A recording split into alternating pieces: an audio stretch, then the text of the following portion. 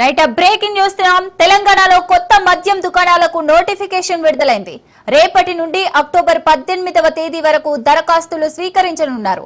అనంతరం October 23న draw పద్ధతిలో మద్యం దుకాణాలు కేటాయించనున్నారు. కొత్త దుకాణాలకు 2025 డిసెంబర్ 1 నుంచి 2027 నవంబర్ 30 వరకు లైసెన్స్ కాల పరిమితి విధించగా టెండర్ ఫీజు 3 లక్షలుగా నిర్ణయించారు. కాగా ప్రస్తుత మద్యం దుకాణాల లైసెన్స్ గడువు ఈ ఏడాది నవంబర్తో ముగియనుంది.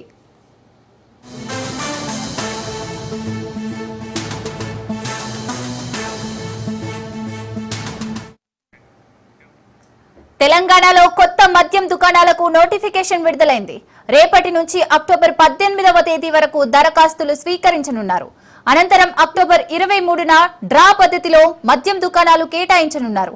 కొత్త దుకాణాలకు 2025 డిసెంబర్ 1 నుంచి 2027 నవంబర్ 30 వరకు లైసెన్స్ కాల పరిమితి విధించగా టెండర్ ఫీజు 3 లక్షలుగా నిర్ణయించారు. కాగా ప్రస్తుత మద్యం దుకాణాల లైసెన్స్ల గడువు ఈ ఏడాది నవంబర్తో ముగియనుంది. రైట్, ఇక దీనికి సంబంధించి మరిన్ని డీటెయిల్స్ రాజు అందిస్తారు. రాజు. రైట్ సిరీస్ సాగర్, తెలంగాణలో కొత్తగా మద్యం షాపులు ప్రైవేట్ చేసేందుకు కూడా టెండర్లను నిర్వహించాలని రాష్ట్ర ప్రభుత్వం తెచ్చింది. అయితే ఈ యొక్క కొత్తగా టెండర్లలో పాల్గొన్న తర్వాత ఈ యొక్క టెండర్లలో పాల్గొన్న అనంతరం షాపులు లైసెన్స్ దక్కించుకున్నటువంటి షాప్ ఓనర్స్ ఎవరైతే ఉంటారో వారు డిసెంబర్ 1వ తేదీ నుంచి ఇది అమల్లోకి రాబోతా ఉంది. ఆ డిసెంబర్ 1వ తేదీ నుంచే కొత్త షాపులు ప్రారంభం కాబోతా ఉన్నాయి. అయితే ఇప్పటి వరకు గతంలో 2 లక్షల రూపాయలుగా ఉన్నటువంటి ఈ వేలంలో పాల్గొనేటటువంటి దరఖాస్తు ఛార్జిగా ఉన్నటువంటి 2 లక్షల రూపాయల రుసుము తెలంగాణలో కాంగ్రెస్ ప్రభుత్వం వచ్చిన తర్వాత కొత్తగా మద్యం పాలసీని రాష్ట్ర ప్రభుత్వం తీసుకువచ్చింది. దాంట్లో భాగంగానే 2 లక్షల నుంచి ఏకంగా 3 లక్షల రూపాయలు, 1,00,000 రూపాయలను పెంచుతూ కూడా కొత్త మద్యం పాలసీలో నిర్ణయం తీసుకున్నటువంటి పరిస్థితి ఉంది. అయితే ఈ పెంచినటువంటి రుసుముకు అనుగుణంగానే 2 ఏళ్ల కాల పరిమితితో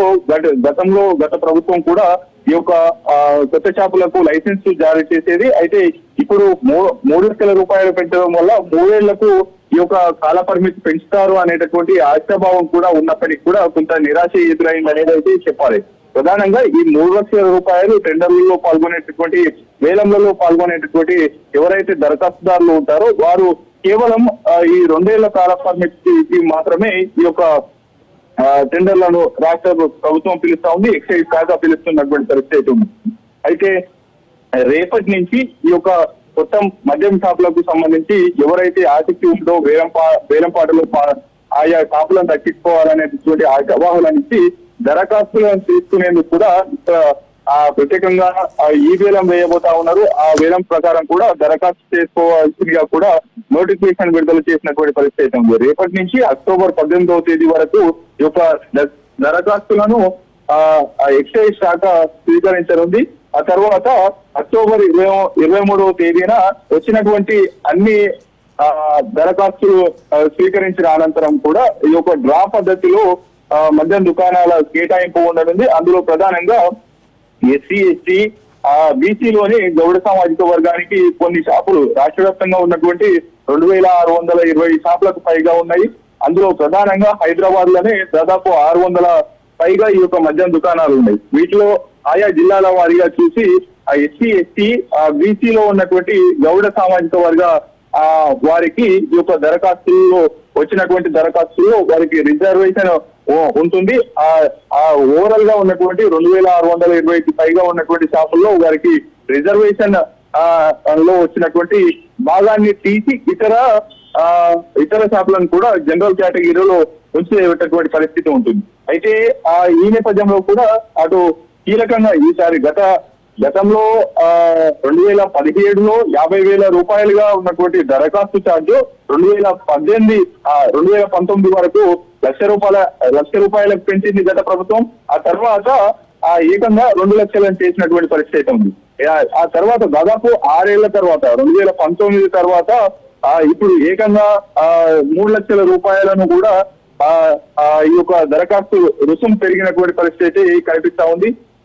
ఈ యొక్క దరఖాస్తులో పాల్గొనేటటువంటి వారు కూడా ఒక దాదాపు కొంత గడువు ఉంటుంది. ఆ గడువు తర్వాత కూడా ఇప్పుడు ఈ యొక్క దరఖాస్తుల్లో వారు షాపులు లైసెన్స్ దక్కించుకున్నప్పటికీ కూడా డిసెంబర్ 1వ తేదీ వరకు ప్రస్తుతం ఉన్నటువంటి షాప్ ఓనర్స్ ఆ షాపులో ఉన్నటువంటి స్టాక్ ను పూర్తి స్థాయిలో వారు ఆయా గడువు ముగిసేంత వరకు కూడా అమ్ముకోవాల్సినటువంటి అవసరం ఉంటుంది. ఆ తర్వాత కొత్త మద్యం షాపులు తెరవడానికి డిసెంబర్ 1వ తేదీ నుంచి కూడా ఎక్సైజ్ శాఖ అనుమతులు ఇస్తుంది. కేవలం ఈ యొక్క ఇచ్చేటటువంటి లైసెన్స్ కాల పరిమితి కేవలం 2 ఏళ్లు మాత్రమే ఉంటుంది.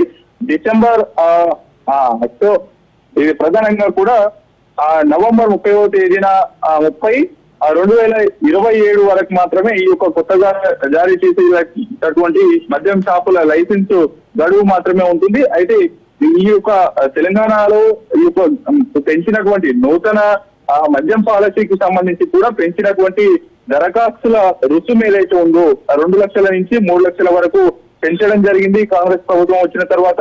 అయితే ఈ నేపథ్యంలోనూ కూడా అయితే కొంత స్థానిక సంస్థల ముందే ఈ యొక్క కసరత్తు జరుగుతూ ఉండడం వల్ల కొంత స్థానిక సంస్థల ఎన్నికలు కొంత వెనక్కి వెళ్తే గనక భారీగా ఈ యొక్క దరఖాస్తులు వచ్చేటటువంటి ఛాన్స్ అయితే ఉంటుంది. ఎందుకంటే తెలంగాణతో పాటు కానీ ప్రధానంగా ఎన్నికలు ఉన్నటువంటి రాష్ట్రాల్లో కూడా మద్యం కీలక పాత్రకు పోషిస్తుంది ఎన్నికల్లో. దీన్ని దృష్టిలో పెట్టుకొని కూడా ఈ మద్యం లైసెన్స్ కి సంబంధించి మద్యం దుకాణాలకు సంబంధించినటువంటి లైసెన్స్ దక్కించుకోవాలనేటటువంటి ఆసక్తి ఉన్నవారు ఈ యొక్క ఎన్నికలను దృష్టిలో పెట్టుకొని కూడా వారి యొక్క వేలాన్ని మరింత పెంచేటటువంటి అవకాశం ఉంటుంది అనేటటువంటి కోణం కూడా లేకపోలేదు. మరోవైపు దాదాపు గత ప్రభుత్వంలో నిర్వహించినటువంటి వేలం ద్వారా దాదాపు 2500 కోట్లకు పైగా ఈ యొక్క కేవలం దరఖాస్తుల రుసుము మాత్రమే రాష్ట్ర ప్రభుత్వానికి పెద్ద ఎత్తున ఆదాయం సమకూరింది. అయితే ఈ యొక్క ప్రభుత్వం దాదాపు అంచనాలు వేస్తా ఉంది 3500 కోట్లకు పైగా ఈ యొక్క దరఖాస్తులతో ఆదాయం రాష్ట్ర ప్రభుత్వానికి సమకూరుతుంది అనేటటువంటి అంచనాలు వేస్తున్న నేపథ్యంలో ఈ యొక్క దరఖాస్తులను ప్రస్తుతం ఈ యొక్క నోటిఫికేషన్ విడుదల చేయడం ద్వారా ఇప్పటికే ఆశావాహులు కూడా పెద్దగా ఎదురు చూస్తున్నటువంటి పరిస్థితి అయితే ఉంది సిరిసాగర్. రైట్, థ్యాంక్ యూ రాజు.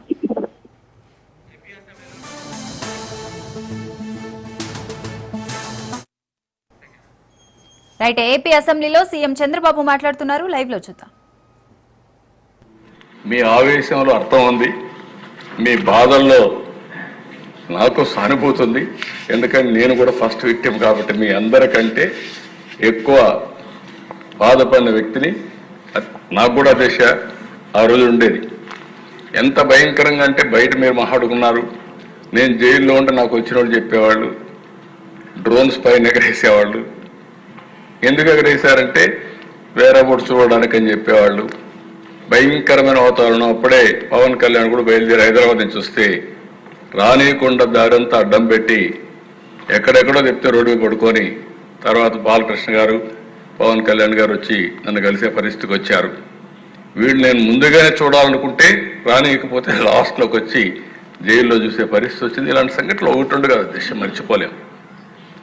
నాకు ఏదైనా కోపం ఉంటే కక్ష తీర్చుకోవాలంటే ఫస్ట్ డే నేనే అరెస్ట్ చేసి ఉండాలి. మీరు గుర్తుపెట్టుకోవాలి, నాది కక్ష రాజకీయం కాదు. మళ్ళీ చెప్తున్నా. అంటే మీరు అనుకోవచ్చు మీరు ఏమైనా భయపడతారేమో అని. కాదు, ఆ విషయం కూడా చెప్తున్నా. బాధ్యత కలిగిన నాయకుడిని కాబట్టి 4వసారి మళ్ళీ ప్రజలు ముఖ్యమంత్రిగా ఎన్నుకున్నారంటే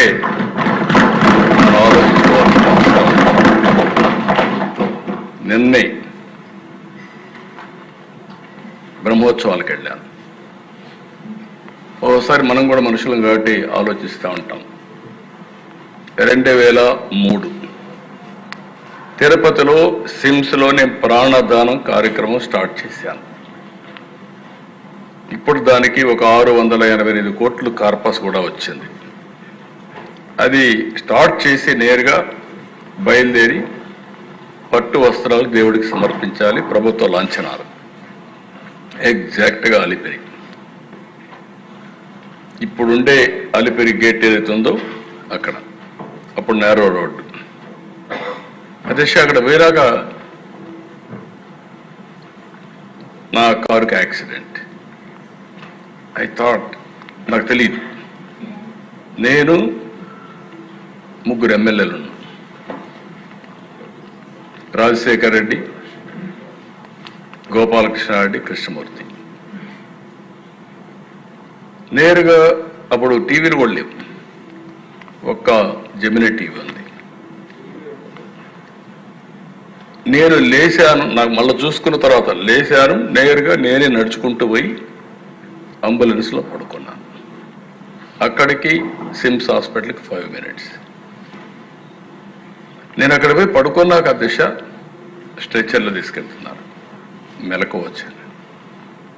మెలకు వస్తే చుట్టుపక్కల ఆ పక్క చూశాను. కలెక్టర్, ఎస్పీ ఇద్దరు ఉన్నారు. అప్పుడు చూసి కలెక్టర్ని, ఎస్పీని అడిగాను, ఏం జరిగిందన్న. బ్లాస్ట్ సార్, నక్సలైట్స్ బ్లాస్ట్ చేశారు అన్నాడు.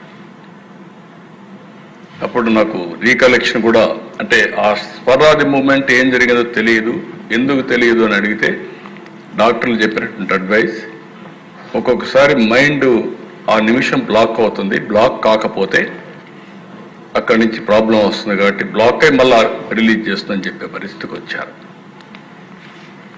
అలాంటి సంఘటనలో 23 క్లేమోర్ మైన్స్ బ్లాస్ట్ చేస్తే నేను బయటపడ్డానంటే నిన్న 22వ సంవత్సరం 23వ సంవత్సరం మళ్ళీ వెంకటేశ్వర స్వామికి పట్టు వస్త్రాలు ధరించి ఆశీస్సులు తీసుకొని వచ్చాను.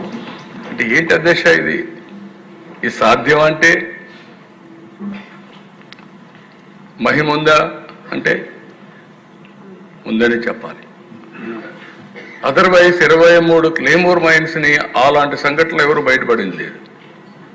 ఇవన్నీ చూసిన తర్వాత మీరు ఎందుకు నా మీద బ్లాస్ట్ చేశారు అంటే నేనే వాళ్ళకు వ్యతిరేకమా? వాళ్ళకు నాకు సంబంధం ఉందా? కాదు. నేను ఒకే మాట చెప్పాను,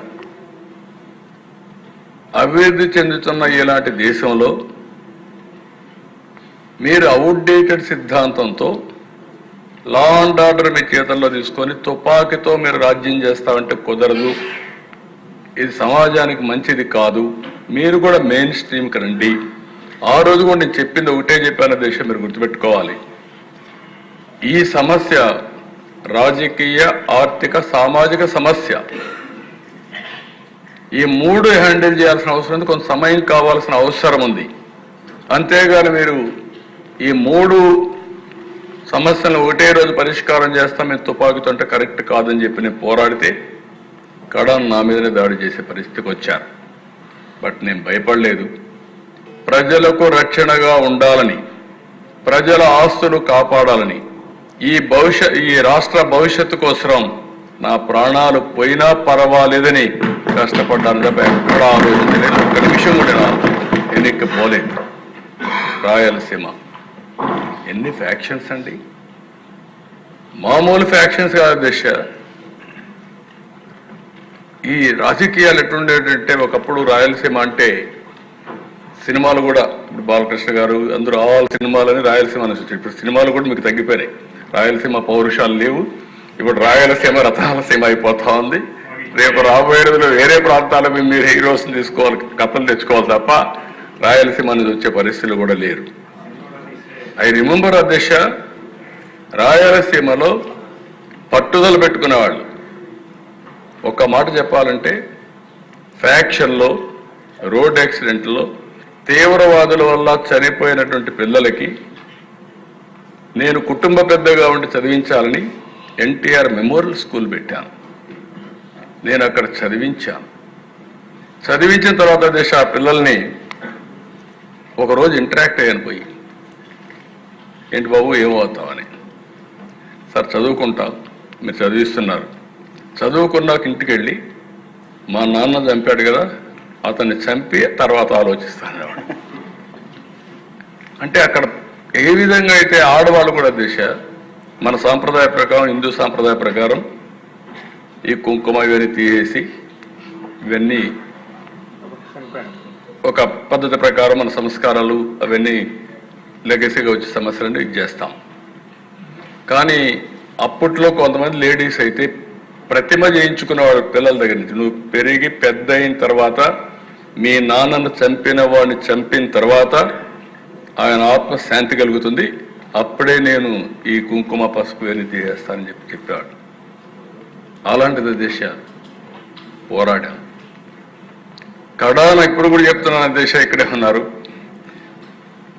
భూమా నాగిరెడ్డిని అరెస్ట్ చేశాను నా మాట వినకపోతే. బైరెడ్డి రాజశేఖర్ని అరెస్ట్ చేశాను.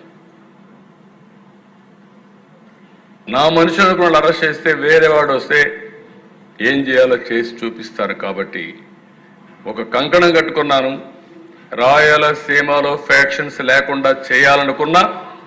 ఈరోజు రాయలసీమలో ఫ్యాక్షన్ లేవంటే అది ఆ రోజు తెలుగుదేశం పార్టీ చేసిన విధానం అధ్యక్ష. ఇప్పుడు నెక్స్ట్ లెవెల్కి వెళ్తాం. హైదరాబాద్లో కమ్యూనల్ వైలెన్స్ అధ్యక్ష.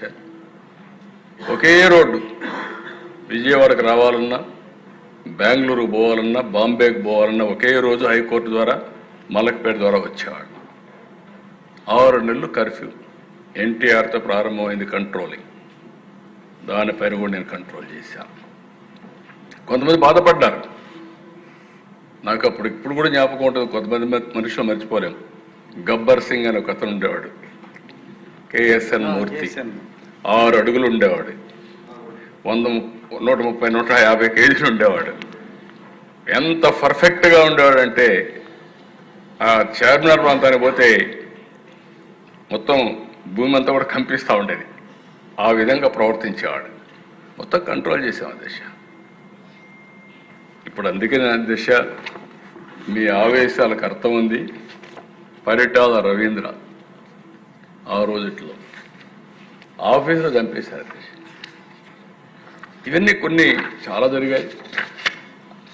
అయితే నేను ఒకటే మీ అందరిని కోరేది, వాళ్ళు చేసిన పని మనం చేయగలిగితే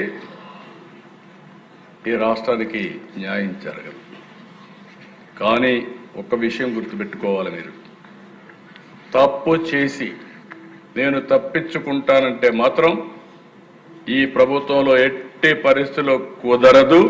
తప్పు చేసిన వాణ్ణి చట్ట ప్రకారం ఎట్టి పరిస్థితుల్లో పనిష్ చేసే బాధ్యత నేను తీసుకుంటానని చెప్పి కూడా నేను మీకు తెలియజేస్తున్నా, హామీ ఇస్తున్నా. No second thought. ఇప్పుడు కొత్త సమస్యలు కూడా వచ్చాయి. నేను బ్రీఫ్గా ఒక ఈ ప్రభుత్వం యొక్క విధానం చెప్తాను, మీకు అందరికీ ఒక ఐడియా వస్తుంది. ఎందుకంటే రాష్ట్రంలో కూడా పార్టీ ప్రజాస్వామ్యంలో ముఖ్యంగా ప్రజాస్వామ్యాన్ని కాపాడుకోవాలంటే పార్టీలు ఉండాలి. పార్టీల్లో కార్యకర్తలు ప్రధానమైన పాత్ర పోషిస్తారు. అలాంటి కార్యకర్తలు కూడా ఆవేశంలో ఉండి వాళ్ళు కూడా అన్యాయం జరిగినప్పుడు వాళ్ళు కూడా కోపం ఉంది. కానీ అందరికీ అప్పీల్ చేస్తున్నా, ప్రజలకు కూడా అప్పీల్ చేస్తున్నా, ఈ ప్రభుత్వం ఒక పద్ధతి ప్రకారం పనిచేస్తుంది. లా అండ్ ఆర్డరే కాకుండా ఎక్కడ తప్పు చేస్తే మీరు కూడా చెప్పండి. అవసరమైతే ఇంకా చట్టానికి పదును పెట్టాలంటే పదును పెడదాం.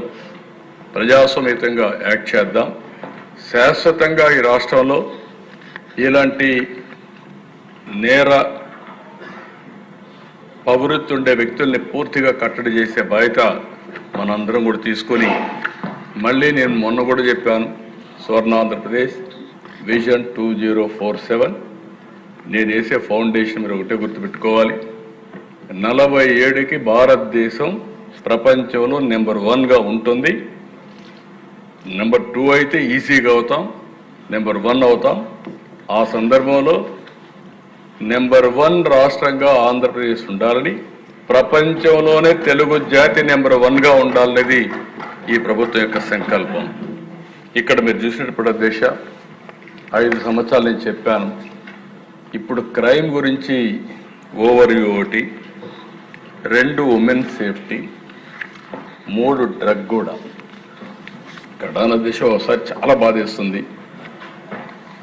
ఆ రోజు డ్రగ్స్ విపరీతంగా వచ్చాయి, గంజాయి విపరీతంగా వచ్చింది. దాని మీద మా పార్టీలో కూడా స్టేట్మెంట్లు ఇవ్వడం, కండెమ్ చేయడం ఎన్ని పెట్టారు. కడాన పార్టీ ఆఫీస్ పైన కూడా దాడి చేస్తే నేను ఆనాటి హోమ్ మినిస్టర్కి ఫోన్ చేసి రిక్వెస్ట్ చేసి, గవర్నర్కి ఫోన్ చేసి ఎక్కడికక్కడ కాపాడుకునే పరిస్థితికి వచ్చాము అధ్యక్ష. సోషల్ మీడియా ఇది ఇప్పుడే పీతాని మిగిలిన కూడా మాట్లాడారు. మేజర్ సమస్య. నిన్న నేను చూశాను, ఈ కర్ణాటక కోర్టు కూడా ఒక కామెంట్ చేశారు అధ్యక్ష దీనిపైన. వాళ్ళు కూడా మాట్లాడుతూ ఈ కొంతమంది సోషల్ మీడియా ప్లాట్ఫామ్ ఎక్స్కు కర్ణాటక హైకోర్టులో ఎదురు దెబ్బ, సహయోగ్ పోర్టల్కి ఎక్స్ దాఖలు చేసిన పిటిషన్ తిరస్కరణ, కంటెంట్ తొలగింపు ఆదేశాల అధికారులు సవాల్ చేస్తూ ఎక్స్ పిటిషన్, సోషల్ మీడియా నియంత్రించడం అవసరమన్న కర్ణాటక హైకోర్టు, మహిళలపై నేరాల అంశంలో సోషల్ మీడియా నియంత్రణ తప్పనిసరి, నియంత్రణ లేకుంటే పౌరుల గౌరవ హక్కు ఉల్లంఘించినట్టే, కంటెంట్ నియంత్రణ ఆదేశాలను యుఎస్ పాటిస్తుంది, భారత్లో మాత్రం చట్టవిరుద్ధ కంటెంట్ తొలగింపునకు ఎక్స్ నిరాకరిస్తుంది, ఎక్స్ పాటించే ద్వంద్వ ప్రమాణాలు ఆమోదయోగ్యం కాదు, కర్ణాటక హైకోర్టు నిర్ణయించే పరిస్థితికి వచ్చారు. దీనిపైన మనందరం కూడా చాలా బాధపడుతున్నాం. ఇక్కడుండే వాళ్ళందరినీ క్యారెక్టర్ అసాసినేషన్, ఆడబిడ్డల క్యారెక్టర్ అసాసినేషన్, నేను కూడా దానికి విక్టిమ్ చేశాను. నా జీవితంలో ఎప్పుడు అంటే మనం కూడా మనుషులు అయినప్పుడు ఒకసారి ఎమోషన్స్ ఉంటాయి, సెంటిమెంట్స్ ఉంటాయి. అలాంటి సెంటిమెంట్స్ దెబ్బతీసే పరిస్థితికి వస్తున్నారు. ఇప్పుడు కూడా అది జరుగుతూ ఉంది. దీనికి ఏ విధంగా ఉండాలో మీరు కూడా ఐడియాస్ ఇస్తే మెంబర్స్ అందరూ, ఈ ప్రభుత్వం చాలా స్పష్టంగా ఉన్నాం. ఎట్టి పరిస్థితిలో కూడా సోషల్ మీడియా దుర్వినియోగం చేసి ఇష్టానుసారంగా చేసి వాళ్ళు మాత్రం వదిలిపెట్టే ప్రసక్తి లేదు. చట్టపరంగా ఉంటాం, అదే సమయంలో మాత్రం కఠినంగా ఉంటాం. అధ్యక్ష, ఎలక్షన్ మేనిఫెస్టోలో పెట్టే పరిస్థితికి వచ్చావు, కొంతమందికి న్యాయం చేస్తామని, అది కూడా ఒకసారి మీకు ఎక్స్ప్లెయిన్ చేస్తాను. గవర్నమెంట్ ఆఫ్ ఇండియా ఫండ్స్ విషయం, అదర్ ఇనిషియేటివ్స్, ఇవన్నీ అధ్యక్ష. నెక్స్ట్ అధ్యక్ష, ఇప్పుడే మినిస్టర్ గారు కూడా చెప్పారు, ఓవరాల్గా లా అండ్ ఆర్డర్ ఒక విధంగా చెప్పాలంటే నేను ఎప్పుడు 4వసారి ముఖ్యమంత్రి అయ్యాను, కానీ పోలీసు వ్యవస్థ టోటల్గా భ్రష్టు పట్టే పరిస్థితికి వచ్చాను. బై ఫోర్స్ పోలీసు వ్యవస్థని డీఫంక్ చేసే పరిస్థితికి వచ్చారు. మొత్తం ఇంకొక మాటలో చెప్పాలంటే నేను 95లో ముఖ్యమంత్రి అయినప్పుడు పోలీసు వ్యవస్థ చాలా పర్ఫెక్ట్గా ఉండి 2014లో కూడా ఇలాంటి పరిస్థితి లేదు. అలాంటి పరిస్థితికి వచ్చాం. 1 by 1 కరెక్ట్ చేసుకుంటూ వస్తున్నాం. ఈరోజు మీరు చూస్తే ఈరోజు ఓవరాల్గా మనం 16% ఓవరాల్ క్రైమ్ కంట్రోల్ చేయగలిగాం. ఇండియా జస్టిస్ రిపోర్ట్ కూడా 25లో ఏపీ నెంబర్ 2 పొజిషన్ కింద క్రిమినల్ జస్టిస్ డెలివరీ కింద చేసే పరిస్థితికి వచ్చారు. నెక్స్ట్ ఇందులో అధ్యక్ష ఈ స్లైడ్స్ అని మీరు చూసింది ఇప్పుడే మినిస్టర్ గారు చాలా వరకు కవర్ చేశారు. Bodily law and order crime 42% తగ్గింది, bodily non law and order crime 8% తగ్గింది, సీరియస్ ప్రాపర్టీ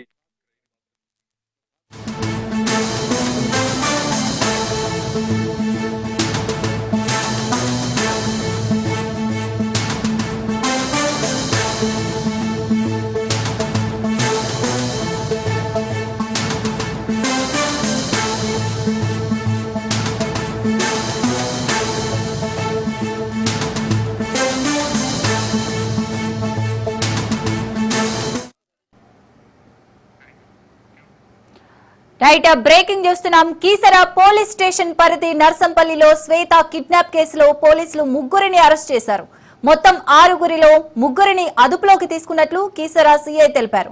శ్వేత కోసం 2 ప్రత్యేక బృందాలు గాలింపు కొనసాగిస్తున్నాయని పోలీసులు చెప్పారు. ప్రాథమిక సమాచారం ప్రకారం ఆమె ములుగు లేదా సిద్దిపేట జిల్లాలో సురక్షితంగానే ఉన్నట్లు తెలిపారు. కాగా ఈ సంఘటనపై శ్వేత భర్త ప్రవీణ్ కుటుంబ సభ్యులు కీసర పోలీస్ స్టేషన్ వద్ద న్యాయం చేయాలని ఆందోళనకు దిగారు.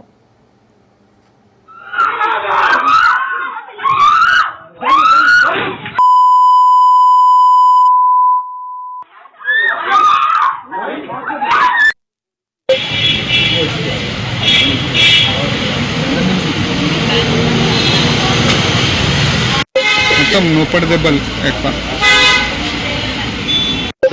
ఒక నిమిషం.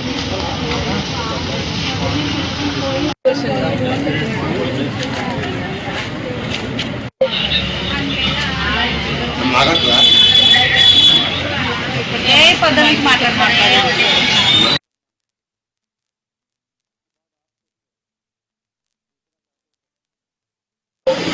వర్షకు వరదలు అవుతుంది, ఒకటే క్యాస్ట్ ఒకటే ఊరు. వాళ్ళ డాడీకి నచ్చదు అంతే. వాళ్ళకు ఆస్తి ఉంది, మాకు లేదని. ఆస్తి వల్ల ఇప్పుడు ఎన్ఎంసీలో జాబ్ చేస్తుంది, ఇప్పుడు సర్చింగ్ చేస్తున్నప్పుడు. నా భార్య నాకు కావాలి. నిన్న నుంచి మా భార్య ఉందా, బతికిందా, చచ్చిందా నాకు కావాలి. నాకు ఫోన్ మాట్లాడినా, ఫోన్ రికార్డు ఉందన్నారు. రికార్డ్ ఏడు ఉంది నాకు చూపిమాను. ముగ్గురిని పట్టుకున్నా, ముగ్గురిని తోలుకరమ్మాను బయటికి. ముగ్గురిని తోలుకొస్తలేరు, ముగ్గురిని ఏడ పట్టుకున్నారు, అందరిని తోలుకరమ్మాను. నిన్న పొద్దున 8 గంటలకు ఇంటికి వచ్చి కారం పొడి చల్లి స్కూల్ డ్రైవర్ తోటి కూర్చి చాకులతో కోసి కట్టెలతోటి కట్టేసి కాలు చేతులు మా భార్యని కడుపులో కూర్చితే నోట్లకి రక్తం వచ్చింది. అట్లా కొట్టుకుంటా వాళ్ళ డాడీ తొలకపోయిండు. మరి పోలీసు వాళ్ళు ఏమీ వచ్చినారు. నిన్న అంటే పొద్దున 10 గంటలకు ఇస్తే గంట సేపు అని 10 గంటల దాకా, నైట్ 10 గంటల దాకా అన్నారు. నైట్ 10 గంటలకు అడిగితే పొద్దుగాల 10 గంటలకు దొరికొస్తా అన్నారు. పొద్దున 8 గంటల 10 మంది వచ్చినారు. ఊరోలో ఒక 5 బయటకైనా 6 మంది వచ్చినారు. వచ్చి ఇట్లా దాంట్లో కారం పొడి పోసి కొట్టి పిల్లల్ని తీసుకొని ఉంటారు. నిన్న పొద్దున ఆ పర్సన్ పిఎస్లో కంప్లైంట్ ఇస్తా, పిఎస్ ఏం సపోర్ట్ చేస్తలే, ఏం కూడా లేదు. ఎందుకు వచ్చారు, ఎందుకు కొట్టారు, ఎంతమంది కొట్టారు, ఎంతమంది వచ్చారు? వాళ్ళు 10 మంది అట్లా వచ్చినారు. ఇంట్లో 4 మా డాడీని, మమ్మీని, తమ్ముడిని అని కొట్టేసి వచ్చి అంటే పైసా వాళ్ళకుందే మనకు లేదు. ఒకటి వాళ్ళు పోలీసు వాళ్ళు కూడా కంప్లైంట్ ఇస్తే ఏం సపోర్ట్ లేదు. పాత కక్షలు ఏమన్నాయి? పాత ఏం కూడా లేవు. ఈ పెళ్ళైన పర్సన్ రైట్. శ్వేత కిడ్నాప్ కేసులో పోలీసులు ముగ్గురినైతే అరెస్ట్ చేశారు. దీనికి సంబంధించి మరిన్ని డీటెయిల్స్ రత్నకుమార్ అందిస్తారు. రత్నకుమార్, నిన్న మేడ్చల్ జిల్లా కేంద్ర పోలీస్ స్టేషన్ పరిధిలోని నర్సంపల్లి గ్రామంలో చోటు చేసుకున్నటువంటి ఇన్సిడెంట్ కు సంబంధించి శ్వేత, ప్రవీణ్లు భార్యాభర్తలకు సంబంధించి కూడా వీరి యొక్క ఇటీవల జరిగినటువంటి ప్రేమ వివాహాన్ని వ్యతిరేకిస్తూ శ్వేత తల్లిదండ్రులు ఒక్కసారిగా ఒక సినీ పక్కీలో ప్రవీణ్ ఇంటికి చేరుకోవడం జరిగింది. ప్రవీణ్ ఇంటికి చేరుకొని అక్కడి నుంచి అతన్ని భయభ్రాంతులకు గురి చేసి తీసుకొచ్చినటువంటి ఆయుధాలతో అతన్ని కొట్టి స్క్రూ డ్రైవర్లతో కడుపులో పొడిచి ఆ తర్వాత అక్కడి నుంచి కూతురు శ్వేతను తల్లిదండ్రులు ఇతర కుటుంబ సభ్యుల సాయంతో కారులో ఎక్కించుకొని అక్కడి నుంచి పారిపోయారు. సో ఇన్సిడెంట్ కు సంబంధించి హుటాహుటిన ప్రవీణ్ కుటుంబ సభ్యులతో కలిసి ప్రవీణ్ స్థానికంగా ఉన్నటువంటి కేంద్ర పోలీసులను ఆశ్రయించి తమకు న్యాయం చేయాలి, తన భార్యను కిడ్నాప్ చేసి తమను కొట్టి తమ భార్యను తీసుకొని వెళ్లిపోయారు అనేటువంటి విషయం మీద పోలీసులకు కంప్లైంట్ చేశారు. ప్రస్తుతం కేసు నమోదు చేసిన పోలీసులు దర్యాప్తు చేస్తూనే ఉన్నారు. మరోవైపున ఈ ఇన్సిడెంట్ లో కిడ్నాప్ కోసం ప్రయత్నం చేసినటువంటి వ్యక్తుల్లో మొత్తం 6 ఇందులో శ్వేత తల్లిదండ్రులతో కలిపి 6 వ్యక్తులు ఇన్వాల్వ్ అయినట్లుగా పోలీసులు గుర్తించడం జరిగింది. ప్రస్తుతానికి 3 అదుపులోకి తీసుకున్నారు. ఇక మిగతా వారి కోసం ప్రస్తుతం పోలీసులు గాలింపు చర్యలు చేపట్టారు. మొత్తం 2 టీంలు శ్వేత కోసం గాలిస్తూ ఉన్నాయి. శ్వేతను ఎక్కడికి తీసుకెళ్లారు, తల్లిదండ్రుల సమక్షంలో ఉందా లేకపోతే మరి ఎక్కడైనా పెట్టారా అనే దానికి సంబంధించి కూడా ప్రస్తుతం పోలీసులు దర్యాప్తును వేగవంతం చేయడం జరిగింది. అయితే ఇన్సిడెంట్ కు సంబంధించి ప్రవీణ్ కుటుంబ సభ్యులు కేసర్ పోలీస్ స్టేషన్ దగ్గర పోలీసులతో కొంత వాగ్వాదానికి దిగడం జరిగింది. ఇన్సిడెంట్ జరిగిన తర్వాత తాము ఇమీడియట్ గా వచ్చి పోలీసులకు కంప్లైంట్ చేసినప్పుడు వాళ్ళని ఎట్టి పరిస్థితుల్లో వదిలిపెట్టకూడదు, వచ్చి ఇమీడియట్ గా శ్వేతను తీసుకొని పోలీస్ స్టేషన్ కు రావాలి, మాకు అప్పచెప్పాల్సిందే అనేటువంటి వాళ్ళందరూ కూడా ఆ పట్టుబట్టి పోలీస్ స్టేషన్ దగ్గరే బైఠాయించడం జరిగింది. ఎందుకంటే నిన్న జరిగినటువంటి ఇన్సిడెంట్ కు తాలూకు ఆ విజువల్స్ చూసినప్పుడు కూడా ప్రతి ఒక్కరు కూడా భయాందోళనకు గురైనటువంటి పరిస్థితి ఉంది. ఎందుకంటే ఒక హైడ్రామా మాదిరిగా సినీ పక్షిలో రావడం, ఇటు ప్రవీణ్ తల్లిదండ్రులను భయభ్రాంతులకు గురి చేయడం, తన సోదరుడితో పాటు ప్రవీణ్ ను తీవ్రంగా గాయపరచడం యొక్క ఇన్సిడెంట్ కు సంబంధించి కూడా ప్రస్తుతం ఇన్సిడెంట్ మీద పోలీసులు కేసు నమోదు చేసి దర్యాప్తు చేస్తూనే ఉన్నారు. మరోవైపు ప్రస్తుతం శ్వేత కండిషన్ ఎలా ఉంది, అసలు శ్వేత ఎక్కడ ఉందనేటువంటి అనుమానాలను ప్రవీణ్ తో పాటు ప్రవీణ్ కుటుంబ సభ్యులు వ్యక్తం చేస్తూ ఉండడంతో ఒక పోలీస్ అధికారి ఫోన్ నుంచి శ్వేత తండ్రికి ఫోన్ చేసినప్పుడు ఆయన ఫోన్ లో శ్వేత తండ్రి ఫోన్ లో నుంచి శ్వేత మాట్లాడినట్లు కూడా పోలీసులు ప్రవీణ్ కుటుంబ సభ్యులకు తెలియజేశారు. కాబట్టి ఇన్సిడెంట్ కు సంబంధించి ఇమ్మీడియట్ గా ప్రస్తుతానికి ఆయన సేఫ్ గానే ఉంది, త్వరలోనే పట్టుకుంటామంటూ కూడా మిగతా వారిని పోలీసులు తెలియజేస్తూ ఉన్నారు. Right, thank you Ratnakumar.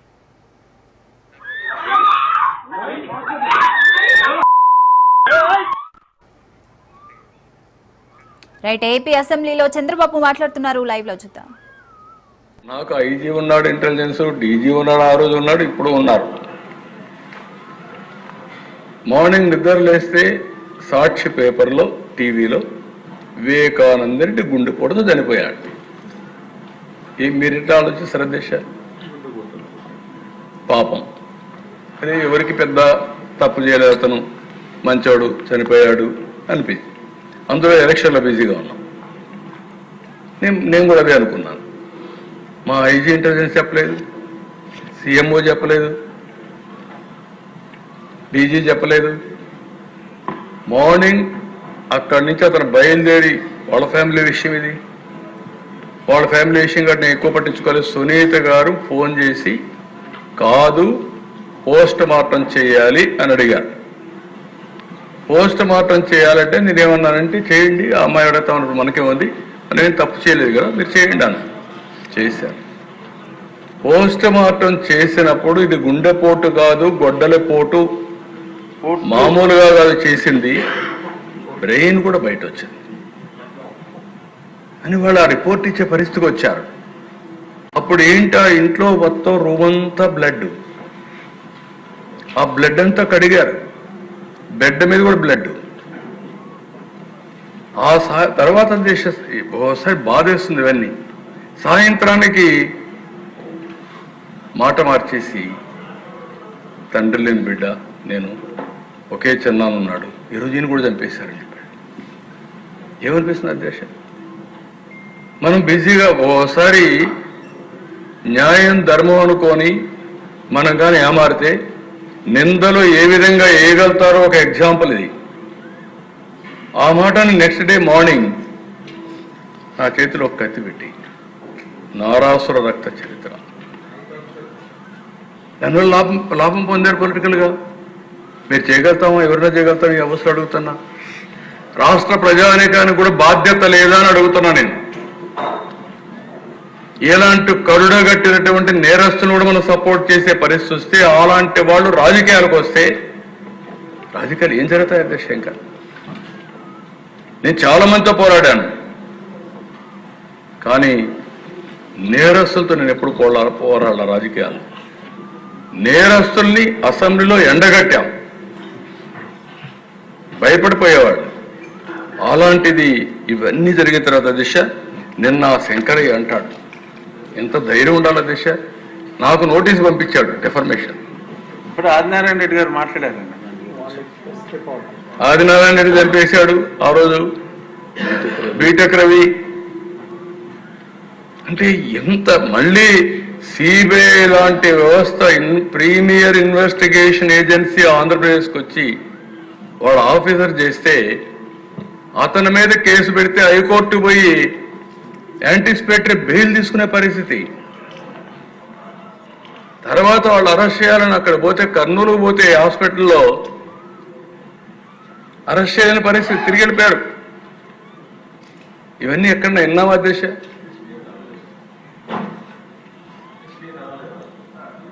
నా వల్ల కాదన్నాడు. అంటే ఎక్కడికి పోయావు? నాకు ఈయన అంటాడు శంకరయ్య, ఆయన ఆ రోజు డ్యూటీలో ఉన్నాడా లేదా? నువ్వు ఆ ఇంట్లో ఉన్నావా లేదా? బాక్స్ తెచ్చారా లేదా? బాక్స్ తెచ్చి నువ్వు పెట్టించావా లేదా? నీ కళ్ళ ముందర పెట్టారు, నువ్వు పెట్టించావా లేదా? అది వేరే, నీ కళ్ళ ముందర పెట్టారా లేదా? నీ డ్యూటీ ఏంటి? సీన్ ఆఫ్ అఫెన్స్ ఫస్ట్ ఎవరు ప్రొటెక్ట్ చేయాలి? Concern station officer has to protect. ఎందుకు ప్రొటెక్ట్ చేయాలని అడుగుతున్నా నేను. చీఫ్ మినిస్టర్, ఆ రోజు చీఫ్ మినిస్టర్, ఈరోజు చీఫ్ మినిస్టర్ అడుగుతున్నా, సమాధానం చెప్పమంటున్నా. అంటే ఈరోజు నువ్వు క్రిమినల్స్తో కలిసిపోయి నువ్వు నాకే నోటీస్ పంపించే పరిస్థితికి వచ్చావంటే what is happening in this country అధ్యక్ష? ఎక్కడన్నా చూసారా అని అడుగుతున్నా మిమ్మల్ని. It is not a small issue. It is investigation సిబిఐలో ఉంది. కాబట్టి ఇవన్నీ కూడా సిబిఐ కూడా కాగ్నిజెన్స్ తీసుకోవాల్సిన అవసరం ఉంది. లేకపోతే లా అండ్ ఆర్డర్ మనం మెయింటైన్ చేయలేం. ఇది అయింది అధ్యక్ష. ఎంత ఇదంటే నేరుగా గుంటూరు మిర్చి అడిగి ఇష్టానుసారంగా బిహేవ్ చేయడం, తెనాలి టొబాకో, తెనాలి కాదు మన వదిలికెళ్ళి సార్ ఒక ఎంత భయంకరంగా అంటే అమరావతి ఆడబిడ్డలందరూ అది అమరావతి వ్యభిచార గృహం అని చెప్పి మాట్లాడారు. Is it not?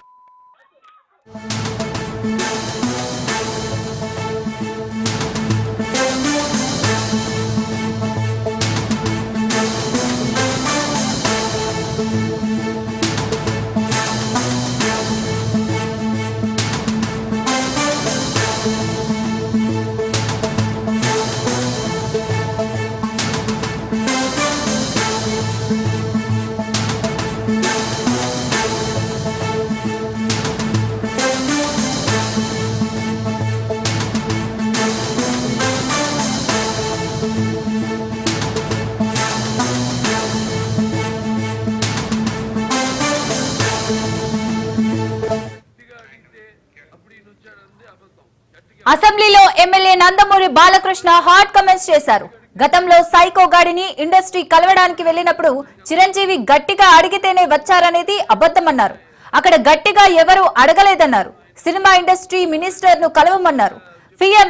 Film development list తయారు చేయమని తనకు ఇన్విటేషన్ వచ్చిందన్నారు. అందులో తన పేరు 9వ ప్లేస్ లో ఉందని, 9వ ప్లేస్ లో తన పేరు వేసిందెవరని మంత్రి కందులను అడిగానన్నారు.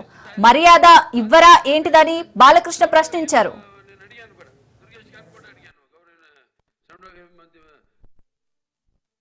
ఇందాక గౌరవ శాసనసభ్యులు కామినేని శ్రీనివాసరావు మాడుతూ అప్పుడు ఇండస్ట్రీ కలవడానికి వెళ్ళినప్పుడు సైకో గారిని చిరంజీవి గారు గట్టిగా అడిగితే అప్పుడు ఈయన వచ్చాడంది అబద్ధం. గట్టిగా ఎవరు అడగలేదు.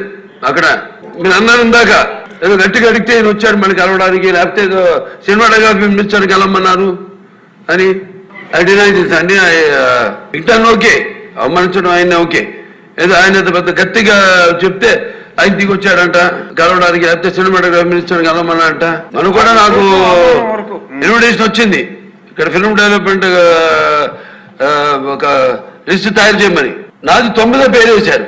అది ఎవరో ఈయన నేను అడిగాను కూడా, దుర్గేష్ గారిని కూడా అడిగాను, గౌరవ సినిమాటోగ్రఫీ మంత్రి పేరు కూడా అడిగాను నేను, ఎవడో అడిగేసిందని. Respect human being, even be opposition or us. 9వ పేరు వేశారు. అదేదో గట్టి ఎవడు అడిగాడు, గట్టిగా అడిగితే పంపించారు లోపలికి, వచ్చాడు ఈడు కలవడానికి. Sorry, I want to clarify this. Very good sir. ఇందాక గౌరవ శాసనసభ్యులు కామినేని శ్రీనివాసరావు మాడుతూ అప్పుడు ఇండస్ట్రీ కలవడానికి వెళ్ళినప్పుడు సైకో గారిని చిరంజీవి గారు గట్టిగా అడిగితే అప్పుడు ఈయన వచ్చాడంది అబద్ధం. గట్టిగా ఎవరు అడగలేదు. అక్కడ మీరు అన్నారు ఇందాక ఏదో గట్టిగా అడిగితే ఈయన వచ్చాడు మళ్ళీ కలవడానికి, లేకపోతే ఏదో సినిమాటోగ్రఫీ మినిస్టర్ కలవమన్నారు అని అండి. ఇంటాను ఓకే, అవమానించడం ఆయన ఓకే, ఏదో ఆయన పెద్ద గట్టిగా చెప్తే ఆయన దిగొచ్చాడంట కలవడానికి, లేకపోతే సినిమాటోగ్రఫీ మినిస్టర్ కలవమన్నాడంట. మనం కూడా నాకు ఇన్విటేషన్ వచ్చింది ఇక్కడ ఫిల్మ్ డెవలప్మెంట్ ఒక లిస్ట్ తయారు చేయమని. నాది 9వ పేరు వేశారు. అది ఎవరో ఈయన నేను అడిగాను కూడా, దుర్గేష్ గారిని కూడా అడిగాను, గౌరవ సినిమాటోగ్రఫీ మంత్రి పేరు కూడా అడిగాను నేను, ఎవడో అడిగేసిందని. Respect human being, even be opposition or us. 9వ పేరు వేశారు. అదేదో గట్టిగా ఎవడు అడిగాడు, గట్టిగా అడిగితే పంపించారు లోపలికి, వచ్చాడు ఈడు కలవడానికి. Sorry, I want to clarify this. Very good sir. ఇందాక గౌరవ అసెంబ్లీలో MLA Nandamuri Balakrishna hot comments చేశారు. గతంలో సైకో గాడిని ఇండస్ట్రీ కలవడానికి వెళ్లినప్పుడు చిరంజీవి గట్టిగా అడిగితేనే వచ్చారనేది అబద్ధమన్నారు. అక్కడ గట్టిగా ఎవరూ అడగలేదన్నారు. సినిమా ఇండస్ట్రీ మినిస్టర్ ను కలవమన్నారు. ఫిలిం డెవలప్మెంట్ లిస్ట్ తయారు చేయమని తనకు ఇన్విటేషన్ వచ్చిందన్నారు. అందులో తన పేరు 9వ ప్లేస్ లో ఉందని, 9వ ప్లేస్ లో తన పేరు వేసిందెవరని మంత్రి కందులను అడిగానన్నారు. మర్యాద ఇవ్వరా ఏంటిదని బాలకృష్ణ ప్రశ్నించారు. శాసనసభ్యులు కామినేని శ్రీనివాసరావు మాడుతూ అప్పుడు ఇండస్ట్రీ కలవడానికి వెళ్ళినప్పుడు సైకో గారిని చిరంజీవి గారు గట్టిగా అడిగితే అప్పుడు ఈయన వచ్చాడంది అబద్ధం. గట్టిగా ఎవరు అడగలేదు. అక్కడ మీరు అన్నారు ఇందాక ఏదో గట్టిగా అడిగితే ఈయన వచ్చాడు మళ్ళీ కలవడానికి, లేకపోతే ఏదో సినిమాటోగ్రఫీ మినిస్టర్ కలవమన్నారు అని అండి. ఇంటాను ఓకే, అవమానించడం ఆయన ఓకే, ఏదో ఆయన పెద్ద గట్టిగా చెప్తే ఆయన దిగొచ్చాడంట కలవడానికి, లేకపోతే సినిమాటోగ్రఫీ మినిస్టర్ కలవమన్నాడంట. మనం కూడా నాకు ఇన్విటేషన్ వచ్చింది ఇక్కడ ఫిల్మ్ డెవలప్మెంట్ ఒక లిస్ట్ తయారు చేయమని. నాది 9వ పేరు వేశారు. అది ఎవరో ఈయన నేను అడిగాను కూడా, దుర్గేష్ గారిని కూడా అడిగాను, గౌరవ సినిమాటోగ్రఫీ మంత్రి పేరు కూడా అడిగాను నేను, ఎవడో అడిగేసిందని. Respect human being, even be opposition or us. 9వ పేరు వేశారు. అదేదో గట్టిగా ఎవడు అడిగాడు, గట్టిగా అడిగితే పంపించారు లోపలికి, వచ్చాడు ఈడు కలవడానికి. Sorry, I want to clarify this. Very good sir.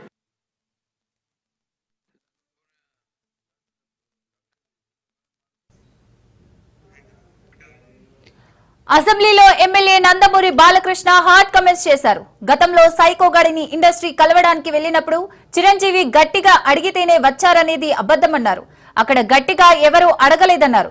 Cinema industry minister ను కలవమన్నారు. ఫిలిం డెవలప్మెంట్ లిస్ట్ తయారు చేయమని తనకు ఇన్విటేషన్ వచ్చిందన్నారు. అందులో తన పేరు 9వ ప్లేస్ లో ఉందని, 9వ ప్లేస్ లో తన పేరు వేసిందెవరని మంత్రి కందులను అడిగానన్నారు. మర్యాద ఇవ్వరా ఏంటిదని బాలకృష్ణ ప్రశ్నించారు.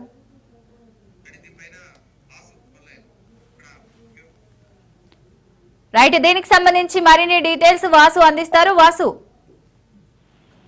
థ్యాంక్ యూ శిరీషాగర్. అయితే ఈ రోజున Hindupuram MLA Balakrishna, cinema hero Balakrishna సంచలనమైన వ్యాఖ్యలు చేశారు. అయితే వైఎస్ జగన్ సైకో అన్న ఎమ్మెల్యే బాలకృష్ణ సైకో గారిని సినీ ఇండస్ట్రీ ఇచ్చినప్పుడు ఎందుకు ఇట్లాగా ప్రవర్తించారని చెప్పేసి కూడా అడగటం కూడా జరిగింది. ఈ నేపథ్యంలోనే ఒక రకంగా కూడా తనని ఎట్టి పరిస్థితుల్లోనూ ఎందుకు పిలవలేదని చెప్పేసి కూడా అడిగారు. అయితే మంత్రి కందుల దుర్గేష్ ను బాలకృష్ణ గట్టిగా నిలదీసిన పరిస్థితి కనిపించింది. సినిమా ఇండస్ట్రీ అందరూ వచ్చినప్పుడు కూడా సొంతగా నేను హిందూపురం ఎమ్మెల్యేని, హిందూపురం ఎమ్మెల్యే ఉన్నప్పుడు నా పేరు ఎందుకు 9వ పేరుగా వేశారని చెప్పేసి కూడా గట్టిగా నిలదీసిన కూడా జరిగింది. అయితే చిరంజీవి గట్టిగా మాట్లాడారని చెప్పేసి అన్నారు బాలకృష్ణ. గట్టిగా అడిగితేనే జగన్ వచ్చారు అనడం అబద్ధం అని, అట్లాగే ఇక్కడ గట్టిగా ఎవరు అడగలేదని ఎమ్మెల్యే కూడా అంతం ప్రస్తుతం సంచలనం కలిగిస్తోంది శిరీషాగర్. అయితే బాలకృష్ణ వ్యాఖ్యలపైన కొంతమేర ఇక్కడ స్తబ్దత నెలకొన్న పరిస్థితి కూడా ఏర్పడింది. అంటే ఈ బాలకృష్ణ ఎప్పుడు కూడా ఇటువంటి పరిస్థితులు కూడా ఇక్కడ మాట్లాడిన పరిస్థితి లేదు. అయితే ఈ నేపథ్యంలో చూసుకుంటే కనుక బాలకృష్ణ ఈ రోజున అసెంబ్లీలో మాట్లాడటం కొంత సంచలనంగానే కల్పిస్తుంది శిరీషాగర్. Right, thank you Vasu.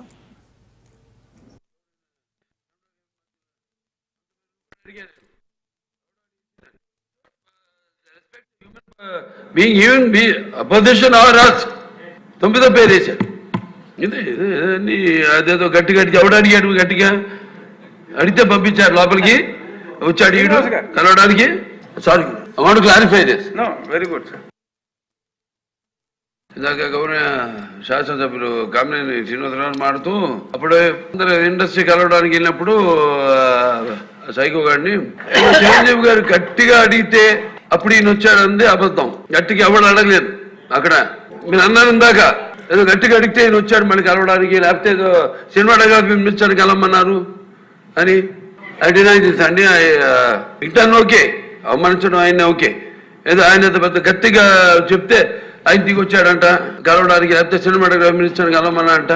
మనం కూడా నాకు ఇన్విటేషన్ వచ్చింది ఇక్కడ ఫిల్మ్ డెవలప్మెంట్ ఒక లిస్ట్ తయారు చేయమని. నాది 9వ పేరు వేశారు.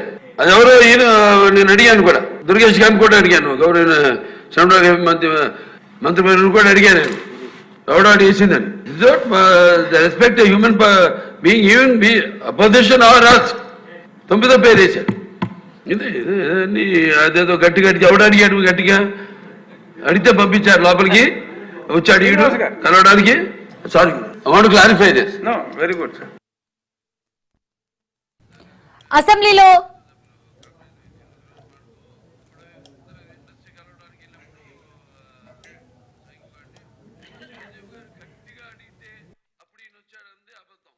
ఎవడు అడగలేదు. కైకలూరు బీజేపీ ఎమ్మెల్యే కామినేని శ్రీనివాసరావు గతంలో జగన్ సీఎం గా ఉన్న సమయంలో సినిమా సెలబ్రిటీలు ఆయన ఇంటికి వెళ్లిన సమయంలో అవమానించిన విషయాన్ని ప్రస్తావించారు. ఆ సమయంలో జగన్ సినిమా సెలబ్రిటీలను కలిసేందుకు ఇష్టపడలేదని, సినిమాటోగ్రఫీ మంత్రితో మాట్లాడామని చెప్పినట్లు చెప్పుకొచ్చారు. అప్పుడు చిరంజీవి కలగజేసుకుని గట్టిగా మాట్లాడడంతో జగన్ వచ్చి సినిమా వాళ్లను కలిసినట్లు చెప్పారు. ఈ విషయంపై అభ్యంతరం వ్యక్తం చేశారు హిందూపురం ఎమ్మెల్యే నందమూరి బాలకృష్ణ. ఆయన గట్టిగా అడిగితే ఈయన వచ్చారా, అంత సీన్ లేదన్నట్లుగా మాట్లాడారు Balayya. Respect human being, even opposition are us.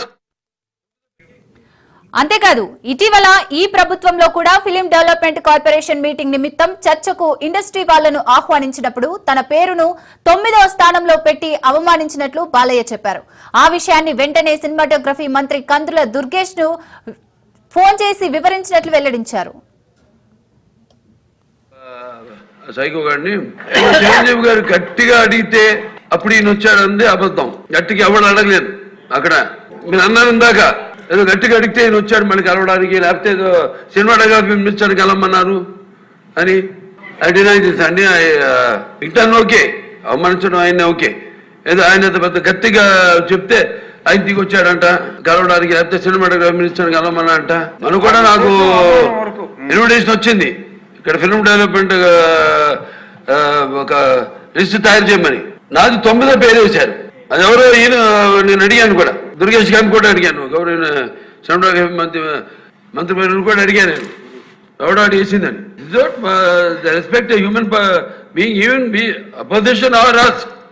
9వ పేరు వేశారు. ఇది అదేదో గట్టిగా ఎవడు అడిగాడు, గట్టిగా అడిగితే పంపించారు లోపలికి, వచ్చాడు ఈడు కలవడానికి. Sorry, I want to clarify this. No, very good sir.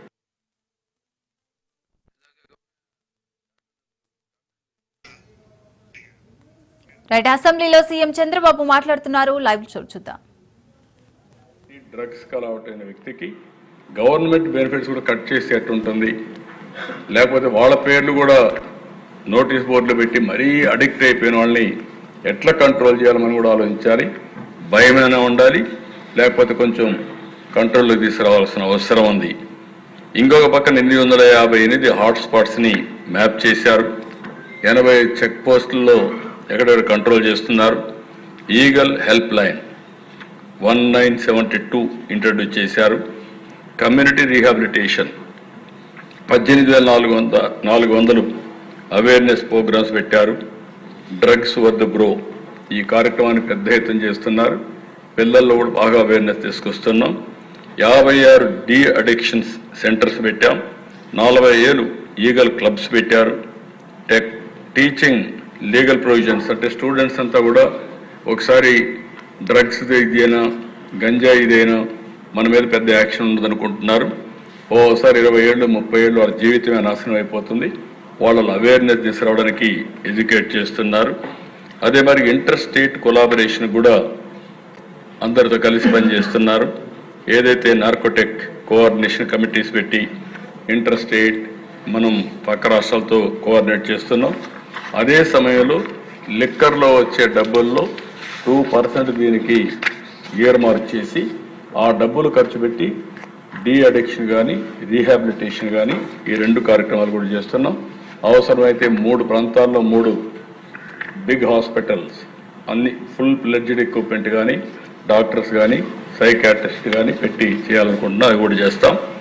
ఇవన్నీ కూడా మీరు చూసిన దిశ జీరో కల్టివేషన్ చాలా వరకు సక్సెస్ అవుతా ఉంది. మన రాష్ట్రంలో చేయగలుగుతున్నా కానీ వేరే రాష్ట్రం నుంచి వస్తున్నాయి. హెల్ప్ లైన్ కూడా 440 యాక్షనబుల్ పాయింట్స్ వచ్చాయి. ఒక 9,373 మంది ఇంటరాక్ట్ అయ్యారు. High risk offenders detailed under preventive ప్రొవిజన్స్లో 37 మంది చేశారు. డ్రగ్స్ అఫెండర్స్ అసెట్స్ని ఒక 7,55,00,000 సీజ్ చేశారు. ఇంకో పక్కన స్టూడెంట్స్ 20 లక్షల మందిని ఎంగేజ్ చేశారు. కోఆర్డినేషన్ మీటింగ్స్ ఒక 84 పెట్టారు ఇంటర్ స్టేట్స్తో, NCORD, అవి కూడా జరుగుతున్నాయి. తెలంగాణ కాంగ్రెస్ లో ఎమ్మెల్యే వర్సెస్ ఎమ్మెల్సీ అన్నట్లుగా పరిస్థితి మారింది. కోమటిరెడ్డి రాజగోపాల్ రెడ్డి వ్యాఖ్యలకు బల్మూరి వెంకట్ కౌంటర్ ఇచ్చారు. గ్రూప్ 1 విషయంలో కోమటిరెడ్డి రాజగోపాల్ రెడ్డి వాస్తవాలు తెలుసుకొని మాట్లాడాలని ఎమ్మెల్సీ బల్మూరి వెంకట్ అన్నారు. రాజకీయ లబ్ధి కోసం ఏ పార్టీ వాళ్ళు మాట్లాడినా తప్పే అన్నారు. ప్రతిపక్షాల ట్రాప్ లో పడి మాట్లాడితే విద్యార్థులు నష్టపోతారన్నారు. నిరుద్యోగుల వయస్సు అయిపోతే మళ్లీ రాదన్నారు బల్మూరి.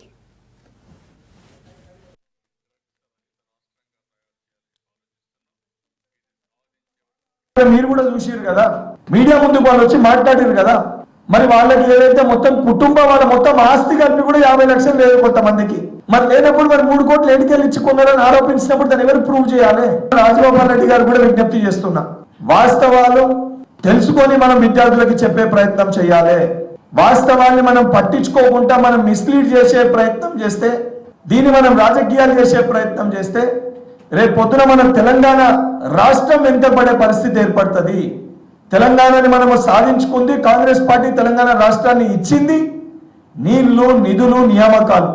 ఈరోజు ఆ నియామకాలు చేపట్టుకోకుండా నష్టపోయేది తెలంగాణ పిల్లలే. ఆపే ప్రయత్నం చేస్తే ఒక పిల్లగాడు వయస్సు దాటిపోతే ఆ వయస్సుని తిరిగి తీసుకురానికి మా పార్టీ ఎమ్మెల్యే తీసుకురాలేడు, పక్క పార్టీ ఎమ్మెల్యే తీసుకురాలేడు. డబ్బుతోటి ఆ పిల్లగాని వయస్సు కొనలేరు, ఆ కుటుంబ బాధని తీర్చలేరు.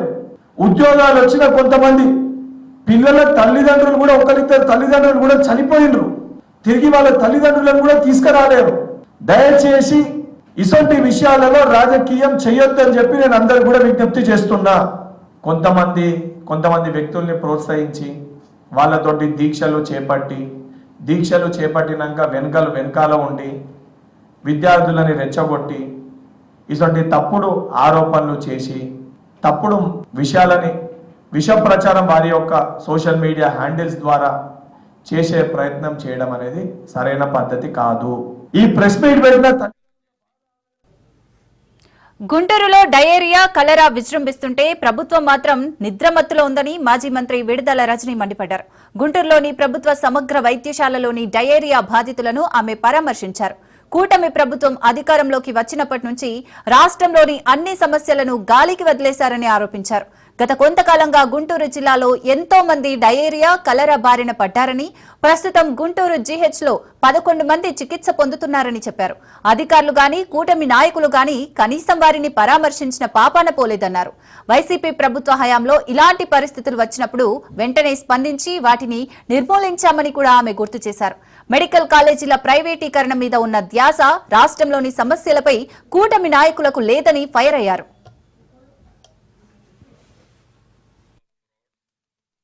17న ఈ యొక్క డయేరియా అనేటువంటి ఇష్యూ దాదాపు ఇప్పటికి 10 రోజులైంది. ఈ నెల 17న ఈ ఇష్యూ స్టార్ట్ అయింది. ఈ ఇష్యూ స్టార్ట్ అయినప్పటి నుండి కూడా మనం చూస్తా ఉన్నాము, వరుసగా చూస్తా ఉన్నాము. ఇప్పటికి కూడా ఈ రోజు పరిస్థితి కూడా ఎక్కడ కూడా ఈ తగ్గుముఖం పట్టినట్టు కానీ ఈ తగ్గుతున్నట్టు కానీ అట్లాంటి వాతావరణం ఏమీ కూడా లేదు. పేరుకి మనం చూసినట్టయితే మన గుంటూరు జిల్లాలో పెద్ద పెద్ద నాయకులు ఉన్నారు, మంత్రులు ఉన్నారు, మరి ఇక్కడ ఎమ్మెల్యేలు ఉన్నారు. ఎవరు కూడా ఏ మాత్రం కూడా చిత్తశుద్ధి ఈ యొక్క డయేరియా విషయంలో కానీ ఈ ప్రాంత ప్రజలకి వాళ్ళకి కావాల్సినటువంటి మెజర్స్ తీసుకోవడంలో కానీ ఏ మాత్రం కూడా చిత్తశుద్ధి చూపించలేదనేది స్పష్టమవుతా ఉంది. ప్రభుత్వం కూడా చూస్తూ ఉంది. మరి ఓ మంత్రి ఉన్నారు, మరి ఆ మంత్రికి ఇప్పటిదాకా కూడా ఈ విషయం తెలుసో లేదో మనకు తెలియదు. మనకు స్పష్టంగా అర్థమవుతా ఉంది, కూటమి ప్రభుత్వం అధికారంలోకి వచ్చిన తర్వాత చంద్రబాబు నాయుడు గారు గాని మంత్రికి గాని ఏ మాత్రం కూడా హెల్త్ అనేది మోస్ట్ నెగ్లెక్టెడ్ సబ్జెక్ట్ గా, ఇగ్నోర్డ్ సబ్జెక్ట్ గా, ఇక్కడ ఉన్నటువంటి ప్రజలకు ఏమైతేనేమి అనేటువంటి పరిస్థితుల్లో, ఈ రాష్ట్ర ప్రజలు ఏమైనా సరే అన్నటువంటి పరిస్థితుల్లో మరి ఈ కూటమి ప్రభుత్వం అడుగులు ముందుకు వేస్తున్నారు. డయేరియా మొత్తం మీద చూసుకుంటే 200లకు పైగా అంత మందికి డయేరియా వచ్చి జీజీహెచ్ కి వచ్చి మరి ఈ రోజున చూసినట్టయితే మొత్తం ఒక 184 మంది ఇక్కడ అడ్మిట్ అవ్వడం జరిగింది. దాంట్లో భాగంగా చాలా స్లో రికవరీ ఉంది. అండ్ నిన్న రాత్రి మనం చూసినట్టయితే 10 మంది మళ్ళా కొత్తగా వచ్చి అడ్మిట్ అయ్యారు. ఎక్కడ కూడా దీన్ని కట్టుదిట్టం చేస్తున్నటువంటి పరిస్థితులు కనబడటం లేదు. ఏదో ఉన్నారు కదా వాళ్ళు చేసుకుంటారని వదిలేస్తే వాళ్ళు కూడా ఏం పట్టించుకుంటారు? ఉన్నటువంటి మినిమల్ రిసోర్సెస్ లో వాళ్ళు కూడా ఏం చేయలేరు. కాబట్టి తక్షణమే ప్రభుత్వం దీని మీద ఇమీడియట్ అటెన్షన్ పే చేసి కావాల్సినటువంటి ఫెసిలిటీస్ ని పెంచండి.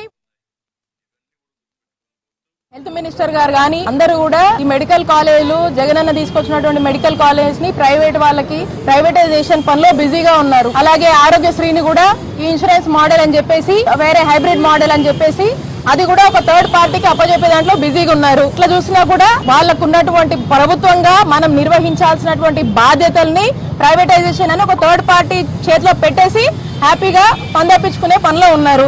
కాబట్టి అందులో బిజీగా ఉన్నారు కాబట్టి ఇందులో పట్టించుకోవట్లేదు. కాబట్టి ఇప్పటికైనా చెప్తా ఉన్నా, ఇది ప్రజలు ప్రాణాలకు సంబంధించినటువంటి విషయం. ఇది చాలా సీరియస్ అంశం. 200 మందికి పైగా కూడా ఈరోజు సఫర్ అవుతున్నటువంటి నేపథ్యంలో మీరు ఇమీడియట్ గా తక్షణమే అటెన్షన్ వహించి ఇమీడియట్ గా దీనికి అవసరమైనటువంటి అన్ని ఫెసిలిటీస్ ని క్రియేట్ చేసి అన్ని రకాలటువంటి రెస్క్యూ మెజర్స్ తీసుకొని ఇక్కడ ఉన్నటువంటి ప్రజల్ని ఆదుకోవాల్సినటువంటి బాధ్యత ప్రభుత్వాన్ని అని మళ్ళీ మీకు గుర్తు చేస్తా ఉంది. ఎఫర్ట్స్ కనుక కొన్ని వీళ్ళు పెట్టుంటే కనుక ఖచ్చితంగా అవి కూడా అందుబాటులోకి వచ్చేవి. ఇటువంటి 7 కాలేజీలకు సంబంధించినటువంటి ఇన్ఫ్రాస్ట్రక్చర్ మేము ఫేజ్డ్ మేనర్ గా డిజైన్ చేసుకున్నటువంటి ప్రకారం దాంట్లో కూడా వర్క్ ప్రోగ్రెస్ అనేది ఉంది. అన్ని కూడా అక్కడ ఉన్నటువంటి ప్రజలు ఆయా మెడికల్ కాలేజెస్ ని విజిట్ చేసి వాస్తవాలని మరలా ఒకసారి చూపించేటువంటి ప్రయత్నం చేశారు. అండ్ వీళ్ళేమో ఎక్కడో కూర్చొని కనీసము ఏ కాలేజ్ ఎక్కడ నిర్మించారు, ఎంత ఏరియాలో ఉంది, ఎంత కన్స్ట్రక్షన్ అయింది కూడా తెలియదు వాళ్ళకి. అది కనీసం వాళ్ళు వచ్చి కూడా చూడలేదు. ఏ రోజు దాని మీద సరిగా ఒక రివ్యూ కూడా చేయలేదు. కేవలం వచ్చినప్పటి నుంచి దీన్ని అమ్మేయాలి, ఎంతో కొంత సొమ్ము చేసుకోవాలి, ఇది మనకు అనవసరమైన సబ్జెక్టు, లేదా ఇది చేస్తే జగన్మోహన్ రెడ్డి గారికి పేరు వస్తుంది. కాబట్టి అది వాళ్ళకు సీరియస్ అంశం కాదు. అందుకని వాళ్ళు ప్రైవేటైజేషన్ చేయడమే లక్ష్యంగా ముందుకు వెళ్తా ఉన్నారు.